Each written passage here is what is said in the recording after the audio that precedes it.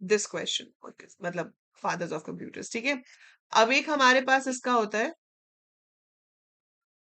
Von Neumann architecture.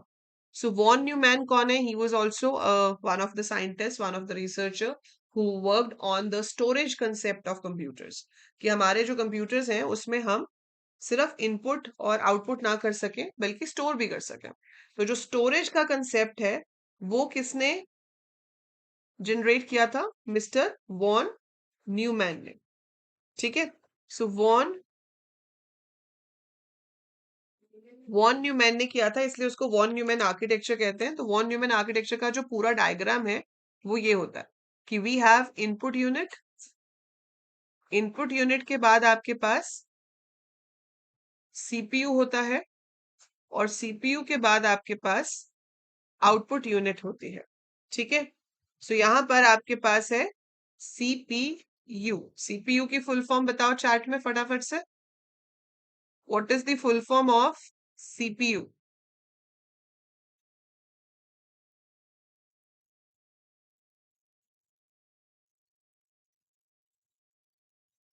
So this is your block diagram of computer as per the von Neumann architecture.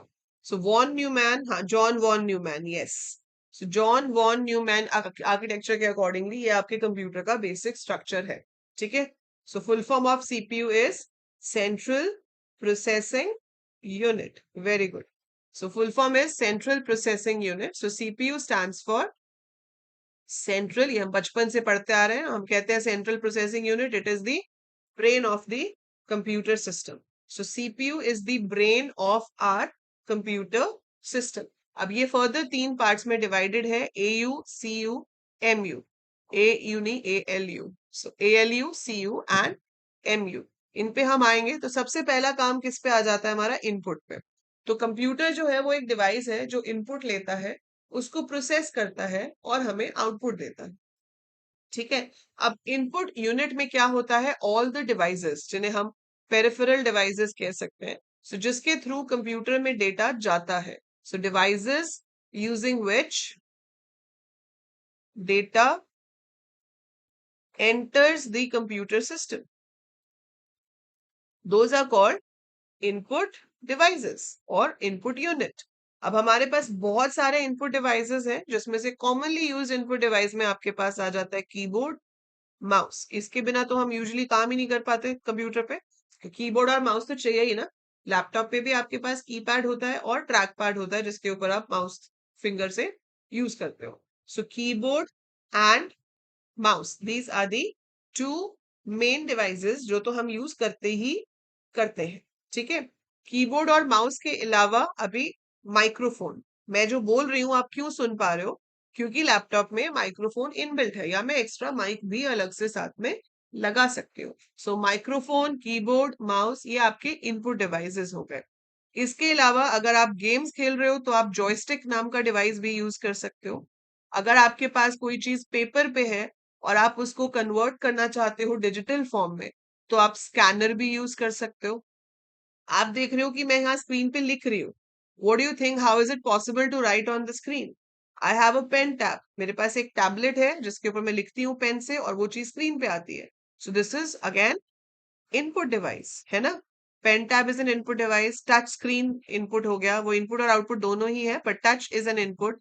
Light pen हो गया, light pen होता है जो signatures करने के लिए यूज होता है, जिसमें लाइट निकलती है तो स्क्रीन पे आप सिग्नेचर एंड ऑल कर सकते हो, तो वो हो गया। फिर जो आपके आर्टिस्ट हैं वो आजकल एक डिवाइस यूज करते हैं जिसको डिजिटाइजर कहते हैं। होता तो वो लाइट पेन जैसा ही है, पर पेन के ऊपर कितना प्रेशर है उसके अकॉर्डिंगली डिफरेंट कलर स्ट्रोक्स दिए जा सकते हैं, ठीक है।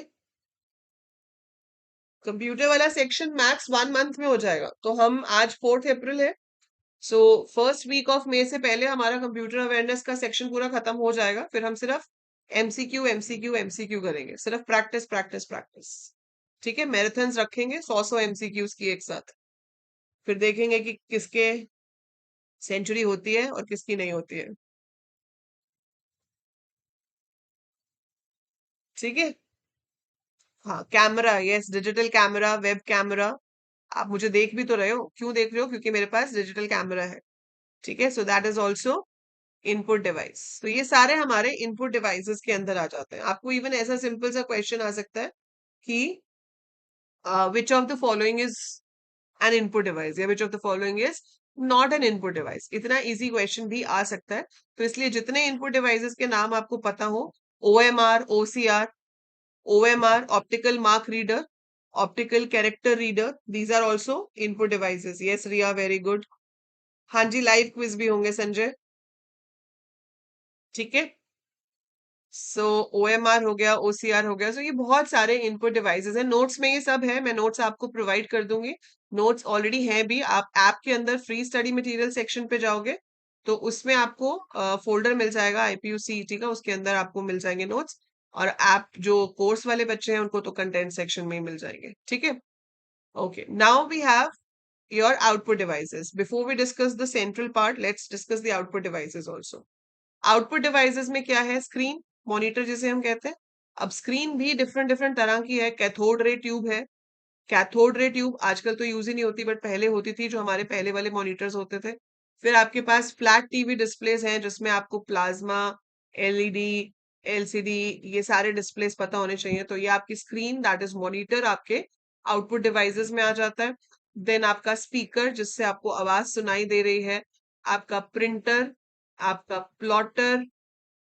और बताओ कोई है? Just give me 1 minute. बेटा इंग्लिश और GK में तो आई हेल्प अधिरथ, मैथ्स का देखते हैं क्या करना है।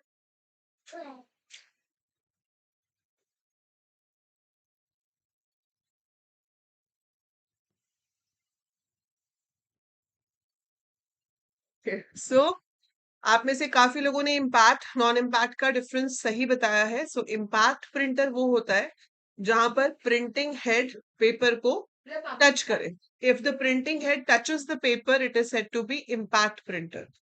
And if the head does not come into the direct impression with the paper, then it is a non-impact paper printer. So when printing head has a direct connection, it is impact. When it does not have a direct connection, it is non-impact. ठीक है, impact में हमारे पास example क्या है? We have daisy wheel, we have dot matrix, drum printer, ये सारे हमारे impact printer में आते हैं। नॉन इम्पैक्ट जो हम आज की डेट में यूज करते हैं, जैसे कि इंकजेट प्रिंटर हो गया, लेजर प्रिंटर हो गया, थर्मल प्रिंटर हो गया, ये हमारे नॉन इम्पैक्ट प्रिंटर, सॉरी हाँ, नॉन इम्पैक्ट प्रिंटर्स है। और प्लॉटर्स प्रिंटर्स की ही एक स्पेशल कैटेगरी होती है, जो कि आर्किटेक्चरल ड्राइंग्स प्रिंट करने के लिए यूज होती है। मतलब जैसे हमारे घरों के मैप्स होते हैं, जिसमें काफी सारी लाइंस होती हैं जो बताती हैं कि भाई इतना प्लॉट साइज है, उसमें इतने साइज का ये रूम बनेगा। सो इट्स लाइक मेजरली उसमें डायमेंशंस और लाइंस होती हैं। तो वो वाले जो डायग्राम्स हैं वो बनाने के लिए प्लॉटर यूज होता है। आप कह रहे थे फर्स्ट वीक ऑफ मई में सिलेबस एक्सटेंड हो जाएगा अनुज, क्योंकि आपकी डेट भी एक्सटेंड हुई है ना। पहले 31 मार्च तक था आपका फॉर्म फिल करने की डेट।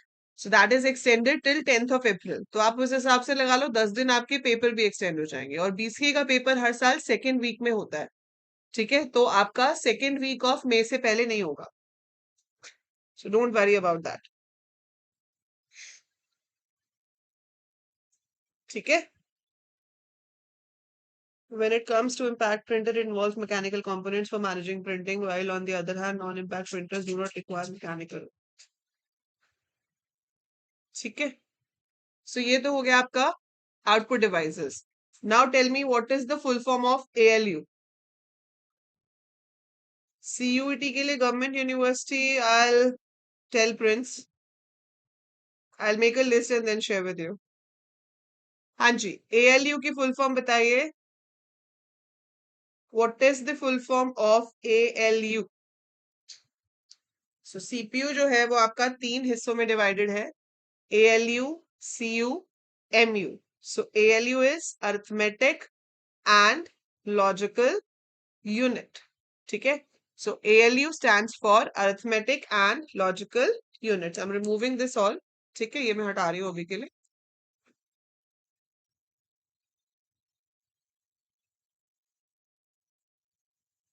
सो नाम से ही पता चल रहा है इसका काम क्या है, अरिथमेटिक कैलकुलेशंस करना, arithmetic and logical unit. So it is used to perform arithmetic calculations and logical comparisons. तो जो भी लॉजिकल comparisons हैं, जो भी काम है वो आपका ALU करता है. ठीक है, वो सारा काम ALU का होता है. और उसके बाद है आपके पास MU, which is memory unit. So जो memory unit है हमारी, that is consisting of your main memory, which is RAM and ROM.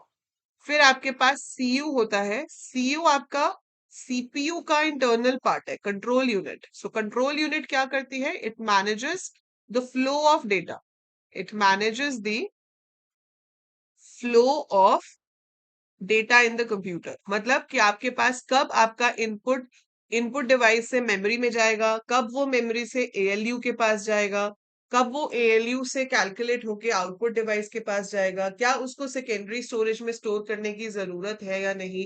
सो वो सब कुछ जो कंट्रोल होता है वो CU करती है, मतलब आपकी कंट्रोल यूनिट करती है.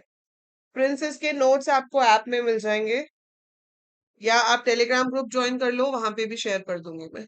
ठीक है, I share in the Telegram group as well. अब यहाँ पर जो मेमोरी यूनिट है, मैंने यहाँ पे लिखा कि मेमोरी यूनिट में दो पार्ट्स हैं, रैम और ROM. What is the full form of RAM? What is the full form of RAM?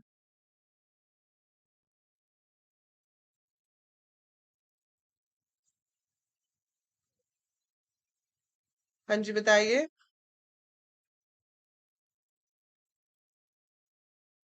Very good DD. It is random access memory. So RAM stands for random access memory and ROM stands for read only memory. ठीक है, इसमें सिर्फ इतना ही आपको नहीं पता होना चाहिए, आपको इसके बारे में डिटेल में पता होना चाहिए कि जो आपकी रैंडम एक्सेस मेमोरी है वो क्या क्या होती है. हमें अभी एक मेजर डिफरेंस मैं आपको बता देती हूँ कि रैंडम एक्सेस मेमोरी जो है वो कंप्यूटर की नॉर्मल वर्किंग के लिए जरूरी होती है, like basic operations of computer के लिए भी यूज रैंडम एक्सेस मेमोरी. तो जो भी आपका CPU प्रोसेस कर रहा है that has to be there in the RAM. So that's random access memory and it is said to be volatile, कि जब तक पावर सप्लाई हो रही है उसमें डेटा रहेगा. The moment the power supply is gone, the data is gone. So it is volatile. Read only memory permanent है और ये नॉन वॉलेटाइल है. ये जनरली स्टोर करती है आपकी बूटिंग इंस्ट्रक्शंस, कि आपका कंप्यूटर स्टार्ट कैसे होगा, how will your computer boot up. Those instructions are there in your read only memory and it is said to be non volatile memory. ठीक है, और फिर जो सेकेंडरी मेमोरी है उसे हम ऑक्सिलरी मेमोरी भी कहते हैं. And we have number of devices in the memory. तो आज जो हमने पढ़ा उसमें से जो आपको याद रखना है वो ये याद रखना है कि भाई CPU क्या होता है, CPU के पार्ट्स क्या हैं, what all input devices we have, what all output devices we have. So this basic thing you will be learning and remembering from today's class. ठीक है, कल जो हम करेंगे उसमें हम पढ़ेंगे मेमोरी को डिटेल में. सो हम मेमोरी जो है वो बहुत डिटेल्ड है, उसमें आपके पास कैश मेमोरी भी आएगी, CPU रजिस्टर्स भी आएंगे, उसमें आपके पास रैम रोम आ जाएगा. फिर रैम रोम के भी फर्दर टाइप्स है, we have different type of RAMs, we have different type of ROMs. So that all we will be studying tomorrow, along with कि आपके पास स्टोरेज डिवाइसेस कौन कौन से हैं, hard disk, CD, floppy and storage units, जो ये bit bite kilobyte gigabyte ये सब क्या होता है, ये हम कल पढ़ेंगे, क्योंकि इसके ऊपर बेस पे आपको काफी क्वेश्चंस आते हैं. ठीक है, तो ये तो हो गया आपका about introduction to computer. So computer fundamentals.